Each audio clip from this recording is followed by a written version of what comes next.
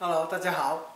那我想各位都知道这种小型的冰箱特别容易结霜那我们给各位看一下这个冰箱没有几天这个霜就结得很厚的那我们先把这个霜弄掉那我们再来告诉各位要怎么预防比较好。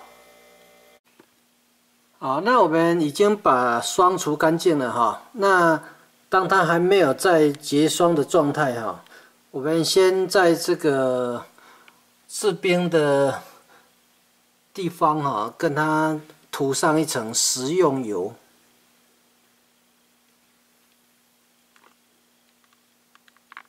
好，那我们可以拿食用油来跟它表面稍微抹一下。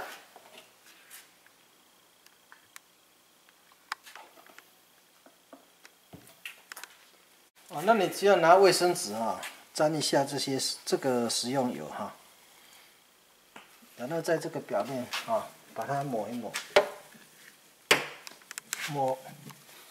稍微抹厚一点比较好上下左右都把它抹厚一点，不要抹太薄了。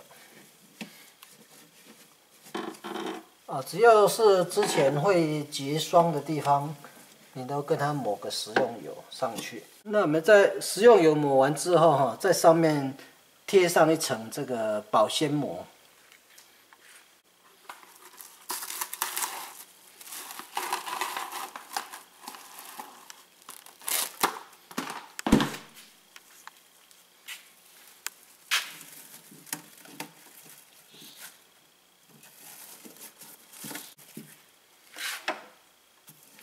各位可以看到因为你有涂了油以后它有点粘性所以你保鲜膜放上去的时候就会粘住了。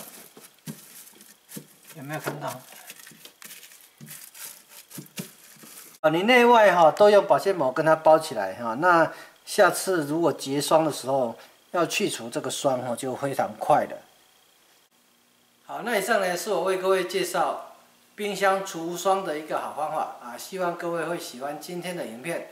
那你如果喜欢我的影片，请记得要订阅我的频道，也别忘了帮我按一个赞，谢谢各位，拜拜。